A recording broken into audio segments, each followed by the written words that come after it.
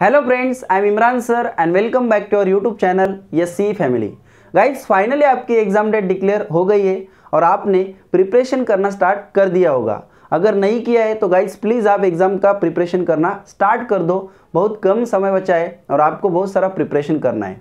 चलो, आप एग्ज़ाम के लिए आप प्रिपरेशन कर रहे हो तो आपको कुछ बातें बताता हूँ किस तरह से प्रिपरेशन करना है। जैसे आप अगर अकाउंट सब्जेक्ट के बारे में प्रिपरेशन करते हो तो आपको पता होगा कि अकाउंट में न्यूमेरिकल और थ्योरेटिकल ऐसे दो पार्ट होते हैं, राइट।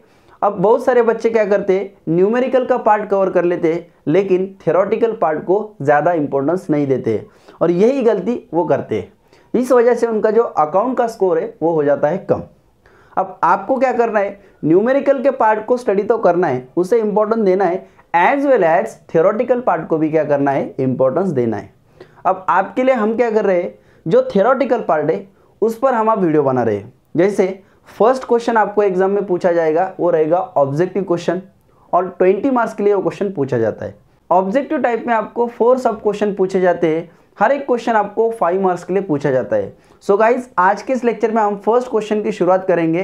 क्वेश्चन आपको कैसा पूछा जाएगा या आपके लिए मैं रीड करके बताता हूँ, आप केयरफुली समझना। Select the most appropriate alternatives from the followings and rewrite the sentence. आपको क्वेश्चन पूछा जाएगा, उसमें आपको फिल इन द ब्लैंक्स मिलेगा और आपको नीचे 4 ऑप्शन भी देने वाले हैं। उसमें से आपको कोई भी एक करेक्ट ऑप्शन यहाँ पर फिल करना है और इस सेंटेंस को रीराइट करना है, राइट। ये क्वेश्चन आपको 5 मार्क्स के लिए पूछा जाता है। इसमें 5 सब क्वेश्चन आते हैं, हर एक क्वेश्चन 1 मार्क के लिए होता है। हर एक चैप्टर पर जो एमसीक्यूज बनते हैं वो आपके लिए मैं लेकर आऊँगा। जो मोस्ट इंपॉर्टेंट एमसीक्यूज है जो एग्जाम में आपको पूछे जा सकते हैं वो एमसीक्यूज हम कवर करने वाले हैं with explanation. Okay, so guys, आज के इस लेक्चर का हम शुरुआत करते हैं। इसमें हमें जो फर्स्ट क्वेश्चन पूछा गया है, फर्स्ट हम इसे रीड कर लेते हैं। इसमें हमें यहाँ पर पूछा गया है, when there is no partnership agreement between partners, the division of profit take place in the dash ratio। समझ लेना है फर्स्ट आपको क्वेश्चन में क्या पूछा है। इस क्वेश्चन का आंसर जो है आप उसे टेक्निकली सॉल्व कर सकते हो। अगर आप न्यूमेरिकल्स के अच्छे से प्रैक्टिस करते हो तो आप इसका आंसर इजीली सॉल्व कर सकते हो, राइट।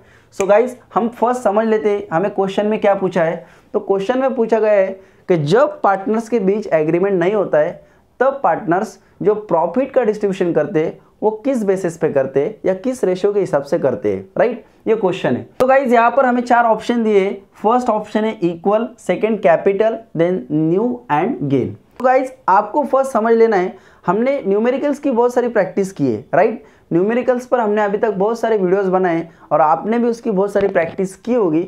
आपको पता है कि जब भी हमें प्रॉब्लम में रेशियो नहीं दिया है तब हम जो प्रॉफिट हो या लॉस हो उनका डिस्ट्रीब्यूशन हम कैसे करते हैं, इक्वली करते हैं, राइट।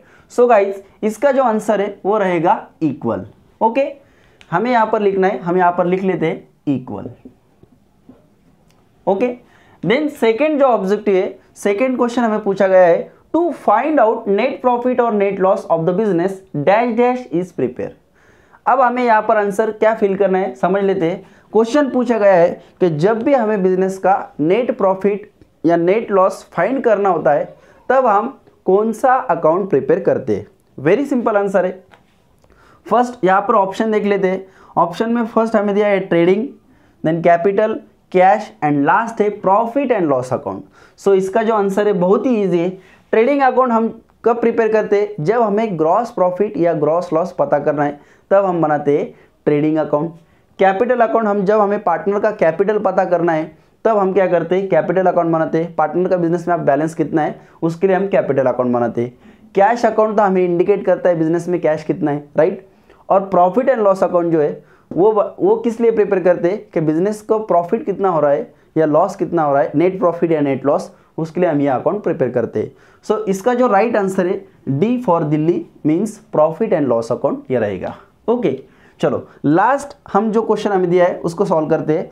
लास्ट में हमें पूछा गया है और dash dash is N intangible asset. बहुत ही इंटरेस्टिंग क्वेश्चन है और इजीली आप सॉल्व कर सकते हो। फर्स्ट ऑप्शन चेक कर लेते हैं। ऑप्शन में हमें दिया है स्टॉक। अब जो स्टॉक है, स्टॉक बिजनेस की करंट एसेट होती है गाइज। कैश भी करंट एसेट होती है और गुडविल बिजनेस की होती है इंटेंजिबल एसेट और फर्नीचर होता है फिक्स एसेट। अब आपको यहाँ पर मुझे आंसर बताना है कि इसका राइट आंसर कौन सा रहेगा। हमें क्वेश्चन में क्या पूछा गया है, a dash dash is an intangible asset. इन चारों में से कौन सी एसेट इनटेंजिबल है। फर्स्ट, इनटेंजिबल मतलब कौन सी एसेट होती है ये भी आपको समझना है। इनटेंजिबल मतलब ऐसी एसेट जो हमें, हमारे बिजनेस के एसेट तो है लेकिन हमें उसे हम टच नहीं कर सकते, देख नहीं सकते, लेकिन उसका वैल्यूएशन कर सकते हैं। जैसे कि मान लो स्टॉक है, स्टॉक तो मैंने आपको ऑलरेडी बता दिया करंट एसेट है, कैश भी करंट एसेट है, इन्हें हम देख सकते हैं, टच कर सकते हैं, राइट।